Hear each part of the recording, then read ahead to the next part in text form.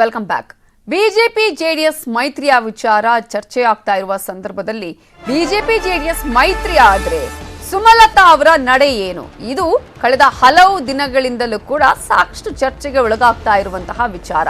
ಮೈತ್ರಿ ಆದ್ರೆ ಮಂಡ್ಯ ಕ್ಷೇತ್ರವನ್ನ ಬಿಜೆಪಿ ಜೆಡಿಎಸ್ಗೆ ಬಿಟ್ಕೊಡುವಂತಹ ಸಾಧ್ಯತೆ ಇದೆ.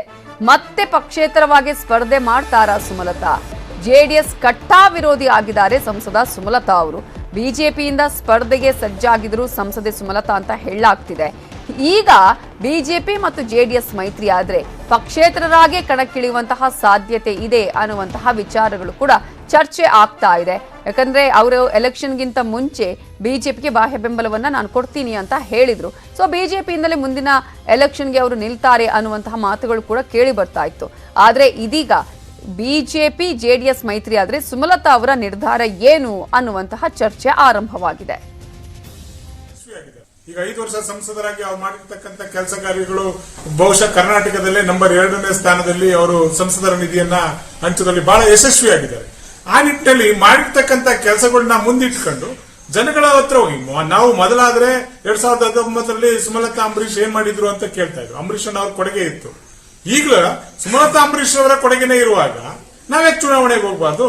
ಆ ನಿಟ್ಟಿನಲ್ಲಿ ಎಲ್ಲರನ್ನೂ ಕೂಡ ಅಭಿಪ್ರಾಯಗಳನ್ನ ಕ್ರೋಢೀಕರಣ ಮಾಡಿ ಖಂಡಿತ ಮುಂದಿನ ದಿನಗಳಲ್ಲಿ ಮಂಡ್ಯದಲ್ಲೇ ಸ್ಪರ್ಧೆ ಮಾಡಬೇಕು, ಮಂಡ್ಯ ಲೋಕಸಭಾ ಕ್ಷೇತ್ರವನ್ನೇ ಸ್ಪರ್ಧೆ ಮಾಡಬೇಕು ಅಂತೇಳಿ ನಾವೆಲ್ಲರೂ ಆ ನಿಟ್ಟಿನಲ್ಲೇ ಇದ್ದೀವಿ. ಮುಂದಕ್ಕೂ ಕೂಡ ಮಂಡ್ಯ ಲೋಕಸಭಾ ಕ್ಷೇತ್ರದಲ್ಲಿ ಸ್ಪರ್ಧೆ ಖಂಡಿತ ಮಾಡೇ ಮಾಡ್ತೀವಿ. ಇದರ ಬಗ್ಗೆ ಇನ್ನಷ್ಟು ಡೀಟೇಲ್ಸ್ ಕೊಡೋದಕ್ಕೆ ನಮ್ಮ ರಿಪೋರ್ಟರ್ ಸುನಿಲ್ ಈಗ ನೇರ ಸಂಪರ್ಕದಲ್ಲಿ ಜಾಯ್ನ್ ಆಗಿದ್ದಾರೆ. ಸುನಿಲ್, ಬಹಳ ದಿನಗಳಿಂದಲೂ ಕೂಡ ಈ ವಿಚಾರ ಚರ್ಚೆ ಆಗ್ತಾ ಇತ್ತು. ಈಗ ಬಿಜೆಪಿ ಜೆಡಿಎಸ್ ಮೈತ್ರಿ ಆದ್ರೆ ಸುಮಲತಾ ಅವರ ನಡೆ ಏನು ಅನ್ನುವಂತಹ ಕುತೂಹಲ ಸಾಮಾನ್ಯವಾಗಿ ಎಲ್ರಿಗೂ ಕೂಡ ಇದೆ. ಏನೆಲ್ಲ ಬೆಳವಣಿಗೆಗಳು ಅಲ್ಲಿ ಆಗ್ತಾ ಇದೆ, ಈ ವಿಚಾರಕ್ಕೆ ಸಂಬಂಧಪಟ್ಟ ಹಾಗೆ ಸುಮಲತಾ ಅವರ ನಿರ್ಧಾರ ಏನ್ ಆಗಬಹುದು ಅನ್ನುವ ಚರ್ಚೆಗಳು ಅಲ್ಲಿ ಶುರುವಾಗಿದೆ.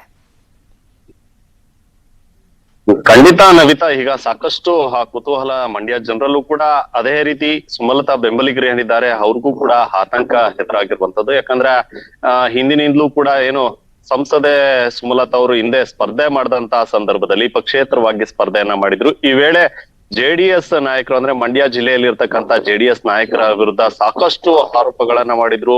ಅಭಿವೃದ್ಧಿ ಮಾಡೋದಿಕ್ಕಾಗಿಲ್ಲ ಜೆಡಿಎಸ್ ನಾಯಕರಿಂದ, ಹೀಗಾಗಿ ನನ್ನನ್ನ ಗೆಲ್ಲಿಸ್ಬೇಕು ಅನ್ನುವಂತ ಮಾತುಗಳನ್ನ ಹೇಳಿದ್ರು. ಹೀಗಾಗಿ ಎಲ್ಲೋ ಒಂದು ಕಡೆ ಜೆಡಿಎಸ್ ವಿರುದ್ಧ ದೊಡ್ಡ ಮಟ್ಟದ ಒಂದು ಆರೋಪಗಳನ್ನ ಕೂಡ ಸುಮಲತಾ ಮಾಡಿದ್ರು. ಹೀಗಾಗಿ ಎಲ್ಲ ಒಂದ್ ಕಡೆ ಏನು ಜೆಡಿಎಸ್ ಮತ್ತೆ ಬಿಜೆಪಿ ಈಗ ಮೈತ್ರಿಯನ್ನ ಮಾಡ್ಕೊಂಡ್ರೆ ಮುಂದೆ ಏನು ಸುಮಲತಾ ಯಾವ ಕ್ಷೇತ್ರದಲ್ಲಿ ಸ್ಪರ್ಧೆ ಮಾಡ್ತಾರೆ ಅನ್ನುವಂತ ಕುತೂಹಲ ಅವರ ಬೆಂಬಲಿಗರಲ್ಲಿ ಮತ್ತೆ ಜೊತೆಗೆ ಆತಂಕ ಕೂಡ ಎದುರಾಗಿರುವಂತದ್ದು. ಈ ನಿಟ್ಟಿನಲ್ಲಿ ಈಗ ಸಾಕಷ್ಟು ಒಂದು ಚರ್ಚೆ ಮಂಡ್ಯದಲ್ಲಿ ಆರಂಭ ಆಗಿದೆ. ಅದರಲ್ಲೂ ಪ್ರಮುಖವಾಗಿ ಸುಮಲತಾ ಬೆಂಬಲಿಗರು ಹೀಗೆ ಹೇಳ್ತಾ ಇರುವಂತದ್ದು, ಸುಮಲತಾ ಅವರು ಮಂಡ್ಯದಲ್ಲೇ ಸ್ಪರ್ಧೆಯನ್ನ ಮಾಡ್ತಾರೆ ಅನ್ನುವಂತ ಮಾತುಗಳನ್ನ ಹೇಳ್ತಾ ಇದ್ದಾರೆ. ಆದ್ರೆ ಮತ್ತೊಂದು ಕಡೆ ಏನು ಜೆಡಿಎಸ್ ಬಿಜೆಪಿಯ ಮುಂದೆ ಈಗಾಗಲೇ ಮಂಡ್ಯ ಕ್ಷೇತ್ರವನ್ನ ಬಿಟ್ಕೊಡ್ಬೇಕು ಅನ್ನುವಂತ ಒಂದು ಬೇಡಿಕೆಯನ್ನ ಇಟ್ಟಿದೆ ಅನ್ನುವಂತ ವಿಚಾರ ಕೂಡ ಈಗ ಏನು ಚರ್ಚೆಗೆ ಬಂದಿರುವಂತದ್ದು. ಈ ನಿಟ್ಟಿನಲ್ಲಿ ಸಾಕಷ್ಟು ಮಂಡ್ಯದಲ್ಲಿ ಕುತೂಹಲ ಎಲ್ಲರಲ್ಲೂ ಕೂಡ ಮೂಡಿರುವಂತದ್ದು. ಮುಂದೆ ಸುಮಲತಾ ಏನ್ ಮಾಡ್ತಾರೆ ಅಂದ್ರೆ ಬೆಂಗಳೂರು ಉತ್ತರದಲ್ಲಿ ಸ್ಪರ್ಧೆಯನ್ನ ಮಾಡ್ತಾರಾ ಅಥವಾ ಮಂಡ್ಯದಲ್ಲೇ ಸ್ಪರ್ಧೆಯನ್ನ ಮಾಡ್ತಾರಾ, ಅಥವಾ